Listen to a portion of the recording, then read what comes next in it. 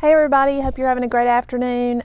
We are here in the ending up towards the end of January in Zone 7B, and my husband and I here on our property, we do a lot of things by trial and error. We are not master gardeners by any stretch of the imagination. But one thing that we're wanting to try is winter sowing. We have heard a lot about it on YouTube from other gardeners, and I don't know how I've not heard about it.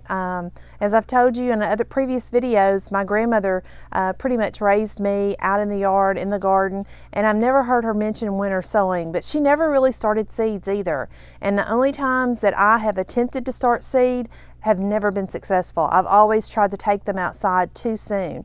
So winter sowing basically is a method to start seed outside in a container that is almost acting like a small greenhouse, and it makes the seedlings grow stronger and harden off sooner than they would be growing under a grow light. We don't own a grow light, and at this point I really can't financially afford to buy a grow light, nor do I have the space for it. So we thought we would give this a shot this year. So let me tell you what you need to get started with the winter sowing method.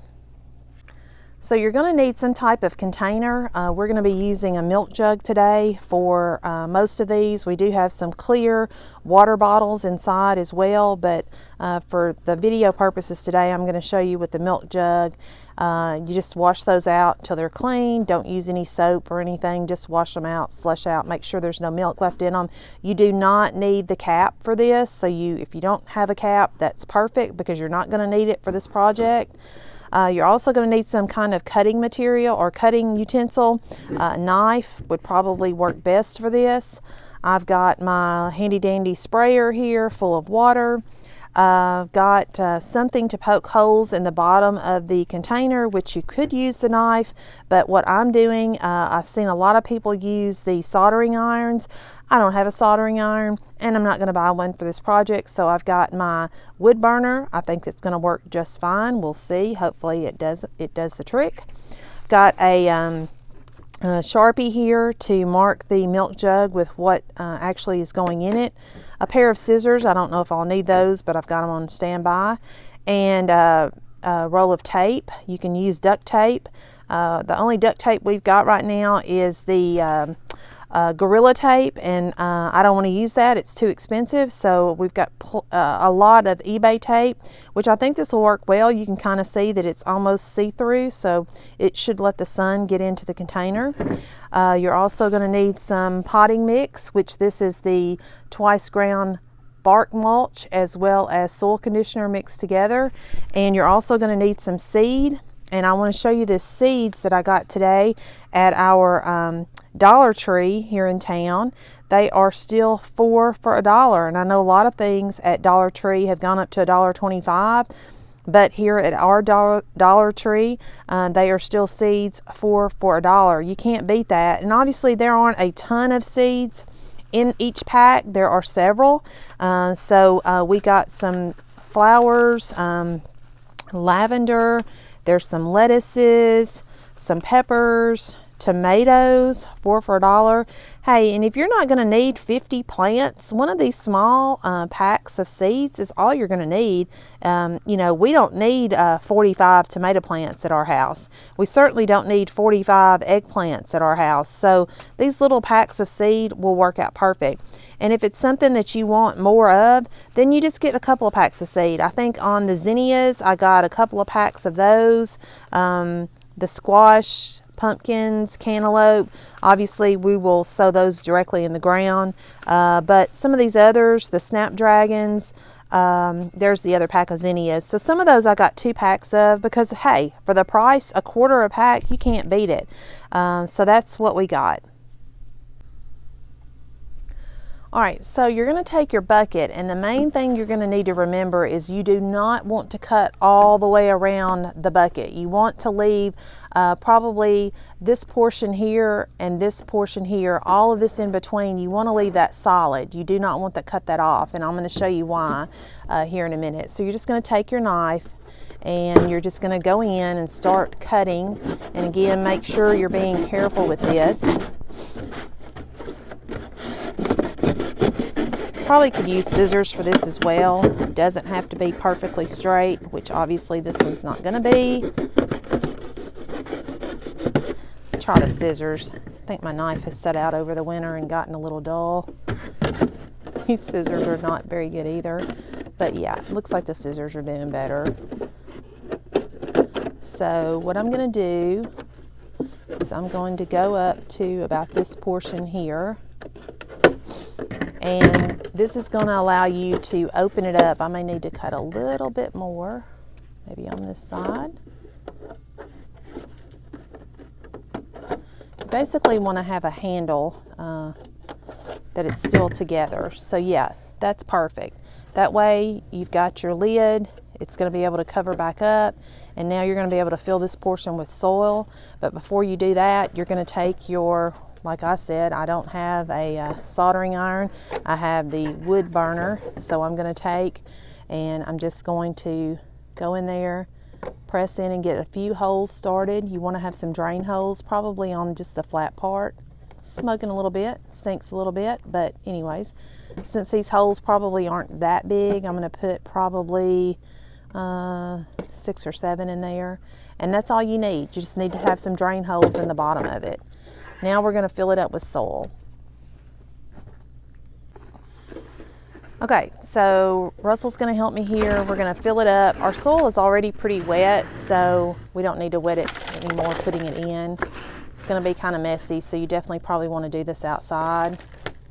And not pat it down too hard, but you do want to make sure that it's pretty full, which that one is. And we actually might take a little bit out of that, Russell, so we can put our seed in there. Okay, and then what we're going to do on this first pack is we're going to do a pack of zinnia. And like I said, we got these 4 for $1 today.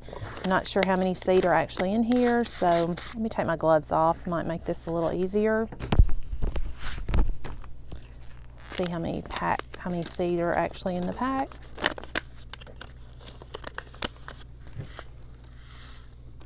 Yeah, several seed. So what I'm going to do is I'm just going to drop those. We'll put too many in one spot there. I'll kind of thin those out. And you know, if some of these come up, great. All of them come up, we can still get them apart. But we are going to go ahead and put a whole pack in this one container, which is quite a few seed. Kind of surprised for a quarter how many zinnia seed we actually wound up with. It's kind of amazing for that price. And we want to make sure we get them all in there. And then Russell's just going to take a little bit of soil and put on top, very light, not much at all, just to cover the seeds up.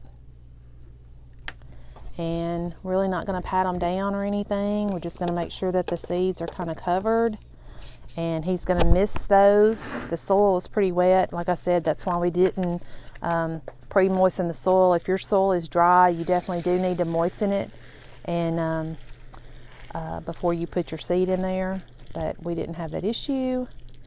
And it looks like some of the seeds are kind of popping up, so I'm going to put a little soil on them. And what we do now is we take our tape, our eBay tape, and we're going to go around the box and close it up. It doesn't have to be perfect. I may get Russell to help me with this and hold it kind of in place there.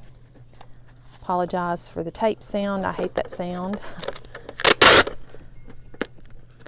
But you're just going to go around it a couple of times, closing up your box or up your milk carton. Go right around here one more time. And again, you don't have to have the expensive duct tape or anything like that. If you've got it handy, great. If you don't worry about it. Just use what you've got. Clear packing tape would work as well. So anything like that.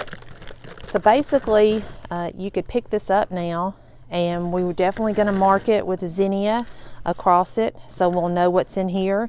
And then we're just going to set it out in the yard here and let it do its thing. And basically what happens is when it rains or snows, it goes down into the bucket, And in a lot of places you really don't even have to water it, but depends on your season. If you have any rain and snow, you're probably going to be okay, but you definitely want to check it. You don't want your seeds to dry out, because if they do, they're not going to do anything. So I would say once a week, go by, take a look at it.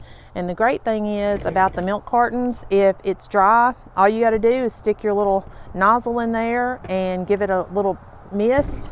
Do not, from what I understand, stick a water hose over in here, because what that's going to do is it's going to, if you have any seeds that are starting, it's just going to uproot them and drown them and cause all kinds of problems. So make sure whatever you're doing, it's a light mist that you're putting in there, but check them frequently. And we'll get back with you when we get the rest of these done. You do want to make sure that you label all of your seeds. I'll show you in a minute. We've gone to a larger container and just putting some smaller pots inside the larger container. So you want to make sure you label what it is and the date that you're putting it in there. And we've been using pieces of tape, and I don't know why I didn't think of this, but another simple thing that you can use, we had a family get together at the house last Sunday, and we had leftover red Solo cups, which are famous, I guess. What you can do, these are very easy to cut. You just cut along here and then snip it. And then you can write in what you've got. Like this was a radish, so I'm just going to double label it. And I'm going to date it. And this is better than the tape because you can see what's actually in the container, and it really doesn't disturb it, and it's sticking up and it's going to stay there. So you definitely know what's in that container. So it's just using washing out used Solo cups. That's what I did. We had tea and Coke and stuff, and so we just washed those out, and you can get probably 10 or 12 tags out of 1 cup. So think about that before throwing them in the trash the next time. So we are wrapping up now, and what we've got are several different types. I'm going to show you. We've done the zinnias, and I just stuck these in there to keep up with the seed packs. Snapdragons. This we didn't put tape on, we just wrote it right on the label. Those are pimento peppers. We did some lettuces, some catnip, and some bell peppers in this one. And I want to tell you, probably the most impressive thing today has been these packs of seed from Dollar Tree, 4 for $1. If you have a Dollar Tree near you, go immediately and get you some seeds. If any of these produce, I'm going to be impressed. I mean, there were a ton of seeds, not a ton, but there were a lot of seeds in each pack. I was really impressed with how many seeds. I had more than enough zinnias and snapdragons in 1 pack, but I wound up getting 2. So the other thing I wanted to show you is this container is actually a plastic clear tote, and we did put some holes in the bottom of it with the trusty handy dandy wood burner, and I put probably 10 or 12 small holes in the bottom of it. And then what my husband did to the lid, he took and actually drilled some holes in the top of it about the diameter of what the milk carton hole would have, or the milk jug hole would be. And we actually did 5, 1 in each corner and 1 in the center. And this actually has a snap lid, and so let me open it back up right quick. Russell, will you hold that? And I showed you on the Dixie cup, red Solo cups, how to do the labels. Some of them we didn't put the Solo cup labels on, we just put them on with a piece of tape like that. So we've got several different things in this one container. Again, we're just going to have to keep a check on it for not only on this one, but in the milk jugs and the water jugs as well, just their moisture level. Check it about once a week, and if they're dry, give them a little water. The thing with the big container is we can still, once the lid is on it, and Russell's going to show us that, once the lid is on it, you can still water using the little holes, but actually it's probably going to be better just to pick a warmer day, take the lid off and water them real quickly, and then put the lid back on it if it needs water. But we still obviously can still collect water the way it is right now. So we'll just kind of keep a check on these. You know, I don't really know how long it's going to take. Different things take different times, so we'll check on them probably in a month to see if we see any growth happening. It just depends on what the temperature is in our area, and we'll go from there. We thought we should probably show you where we actually put them. They're on the south side of our house. You can see it's late afternoon and they're getting sun. And Russell's going ahead and watering in the container because we didn't do that before we stuck them in there. And then we're going to put the lid on it and check them. I will say one other thing to keep in mind is we used a Sharpie marker to label these, and I know that the sun is probably going to fade those, and rain and what have you might not make those as bright in the next few weeks. So that is something to keep in mind when you label your items. Don't wait until April or so to come out, because if you do, you may not really know what you've got growing in which container. So just kind of keep a check on it. If they start fading, you might go back in and remark them so you can actually see what's in them. But they're definitely going to get some afternoon sun here, and we'll just keep an eye on them. Thanks, and have a blessed day.